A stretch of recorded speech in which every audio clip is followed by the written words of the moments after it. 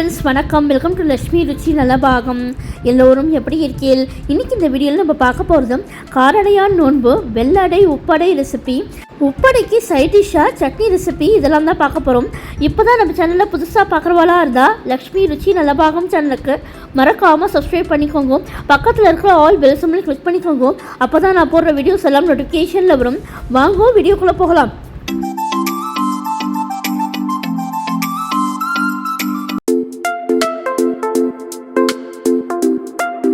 முதல்ல நம்ம வெள்ளடை ரெசிபி பார்க்கலாம்.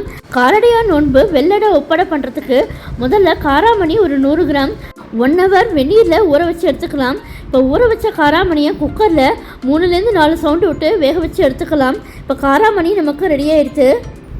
வெள்ளடை உப்படை ரெண்டுத்துக்குமே சேர்த்து அரிசி மாவு 3 டம்ளர் எடுத்திருக்கேன். இது கடையில் வாங்கின அரிசி மாவு தான். அரிசி மாவு நம்ம எந்த பிராண்டு வேணாலும் எடுத்துக்கலாம். பச்சரிசி மாவு எடுத்துக்கணும். இந்த வெள்ளடை உப்படை பண்ணுறதுக்கு நம்ம மாவு வறுக்கச்சே மீடியம் ஃப்ளேம்லேயே வச்சுட்டு இந்த அரிசி மாவை நல்லா வறுத்துக்கணும்.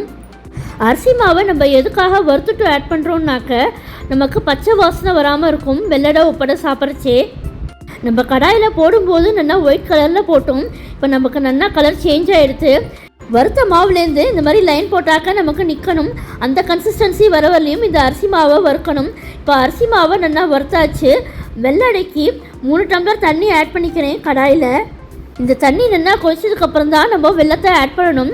நான் இன்றைக்கி கருப்பட்டியில் பண்ண போகிறேன். கருப்பட்டி 150 கிராம் எடுத்திருக்கேன். கருப்பட்டி நமக்கு தண்ணியில் நல்லா கரைஞ்சா போகும். பாகு கன்சிஸ்டன்சி எதுவும் வேண்டாம்.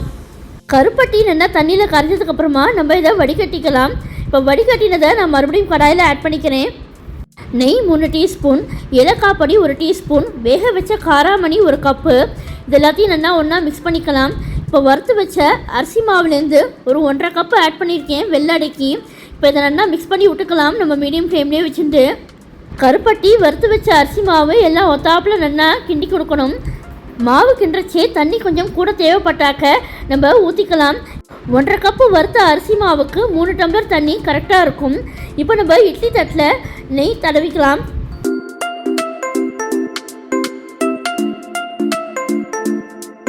மாவு நல்லா மிக்ஸ் பண்ணதுக்கப்புறமா 1 டீஸ்பூன் நெய் ஆட் பண்ணிக்கிறேன். நமக்கு வெள்ளடை கொஞ்சம் நல்லா வாசனையாக இருக்கும். இந்த வெள்ளடையை நம்ம இலையில் தட்டிக்கலாம். இந்த மாதிரி கையில் தண்ணியை எடுத்து தொட்டுண்டு ரவுண்டாக சின்னதாக மீடியம் சைஸுக்கு நம்ம பாலாட்டம் உருட்டிண்டு அதை இலையில் தட்டிண்டு நடுவில் ஓட்டை போட்டுக்கலாம்.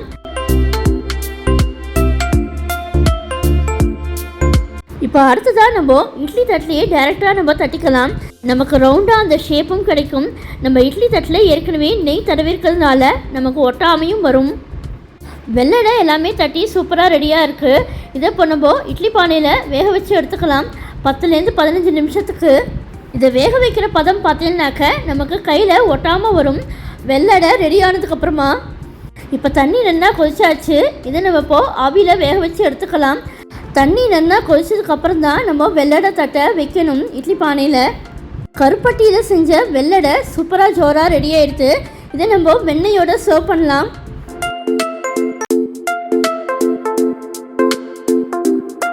காரடையான் நோன்பு உப்படைக்கு மிக்ஸி ஜாரில் 4 டீஸ்பூன் தேங்காய் ஆட் பண்ணியிருக்கேன். இதோட 4 பச்சை மிளகாய் சின்ன சைஸு. காரம் கொஞ்சம் கம்மியாக வேணும்னு நினைக்கிறவா 2 பச்சை மிளகாய் கூட எடுத்துக்கலாம். இப்போ நல்லா இதை அரைச்சாச்சு. தண்ணி ஊற்றி அரைக்கக்கூடாது. உப்படைக்கு கடாயில் 3 டம்ளர் தண்ணி ஆட் பண்ணிக்கிறேன். இந்த தண்ணி நல்லா கொதித்து வரட்டும். தண்ணி நல்லா கொதிச்சதுக்கப்புறமா உப்படைக்கு தேவையான அளவு உப்பு, நெய் 2 டீஸ்பூன், அரைச்சி வச்ச தேங்காய் பச்சை மிளகாய் பேஸ்ட்டு, வேக வச்ச காராமணி 1 கப்பு, இதெல்லாம் நல்லா சேர்ந்து ஒத்தாப்பில் கொதித்து வரட்டும். பெருங்காயம் 1/2 டீஸ்பூன். இந்த தண்ணி நல்லா கொதித்து வரைச்சி நம்ம ஸ்டவ்வை மீடியம் ஃப்ளேமில் வச்சுட்டு நம்ம வறுத்து வச்ச அரிசி மாவை 1.5 கப்பு ஆட் பண்ணிக்கலாம். தண்ணி நல்லா கொதிச்சதுனால இந்த அரிசி மாவு நமக்கு அதுலேயே ஒரு 3/4 நமக்கு வெந்துடும். அரிசி மாவு, தேங்காய், காராமணி இது எல்லாத்தையும் நல்லா ஒத்தாப்பில் நம்ம மிக்ஸ் பண்ணி விட்டுக்கலாம்.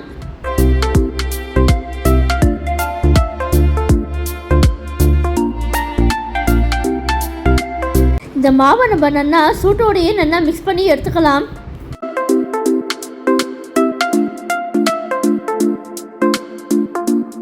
கொஞ்சமாக கையில் தண்ணி தொட்டுண்டு மீடியம் பால் சைஸுக்கு இதை உருட்டிட்டு நம்ம இந்த இட்லி தட்டிலேயே அப்படியே நம்ம தட்டிக்கலாம். தட்டிட்டு நடுவில் ஒரு ஓட்டை போட்டுக்கலாம். நம்ம வெள்ளடைக்கு செஞ்ச அதே மெத்தட்லேயே உப்படைக்கும் செஞ்சுக்கலாம். இதையும் நம்ம இலையிலையும் தட்டிக்கலாம்.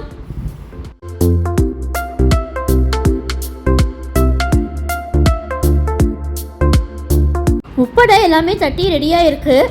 இப்போ நம்ம இதை ஆவியில் வேக வச்சு எடுத்துக்கலாம் 10லேருந்து 15 நிமிஷத்துக்கு. இட்லி பாத்திரத்தில் தண்ணி நல்லா கொதிச்சதுக்கப்புறமா இந்த தட்டை வச்சு வேக வச்சு எடுத்துக்கலாம். இப்போ நமக்கு காரடையா நோன்பு உப்படையும் சூப்பராக ஜோராக ரெடி ஆயிடுச்சு.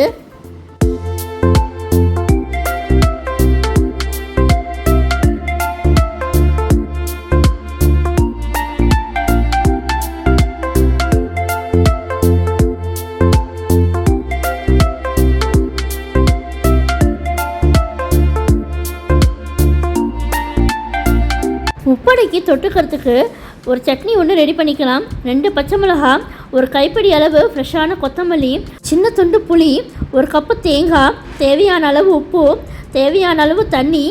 க்ரீன் சட்னி சூப்பராக நமக்கு ரெடி ஆயிடுச்சு. இதை நம்ம உப்படையோடு சர்வ் பண்ணலாம். காரடையா நோன்பு வெள்ளடை உப்படை சூப்பராக ஜோராக ரெடி ஆயிடுச்சு. இதை நீங்களும் முகாத்தில் ட்ரை பண்ணி பாருங்கோ. ட்ரை பண்ணி பார்த்துட்டு எப்படி வந்ததுன்னு எனக்கு கமெண்ட்ஸில் சொல்லுங்கோ. வெள்ளடையை நம்ம பட்டரோடையும் உப்படையை நம்ம சட்னியோடையும் சர்வ் பண்ணலாம். காரடையா நோன்பு அன்னைக்கு நெய்வேத்தியம் பண்ணுறச்சே சொல்ல வேண்டிய ஸ்லோகம், உருகாத வெண்ணையும் ஓரடையும் நான் தருவேன், ஒரு காலும் என் கணவர் என்னை விட்டு பிரியாதிருக்க வேண்டும். இந்த ஸ்லோகத்தை சொல்லிட்டு நெய்வேத்தியம் பண்ணிவிட்டு நம்ம சரடு கட்டிக்கலாம். நம்ம சேனலில் காரடையா நோன்பு கதை, சொல்ல வேண்டிய மந்திரம் இதெல்லாம் ஆல்ரெடி வீடியோ அப்லோட் பண்ணியிருக்கேன். அதோட லிங்க்கு கூட டிஸ்கிரிப்ஷன் பாக்ஸில் கொடுக்குறேன். அதை வேணுங்கிறவா செக் பண்ணி பாருங்கோ. இந்த காரடையா நோன்பு வெள்ளடை உப்படை ரெசிபி பிடிச்சிருந்தா உங்கள் ஃப்ரெண்ட்ஸ் அண்ட் ரிலேட்டிவ்ஸோட ஷேர் பண்ணிக்கோங்க. என்னுடைய லக்ஷ்மி ருச்சி நல்லபாகம் சேனலுக்கு மறக்காமல் சப்ஸ்கிரைப் பண்ணிக்கோங்க. நான் வேறு ஒரு இன்ட்ரெஸ்டிங்கான வீடியோவில் உங்களை மீட் பண்ணுறேன். Thank you, by.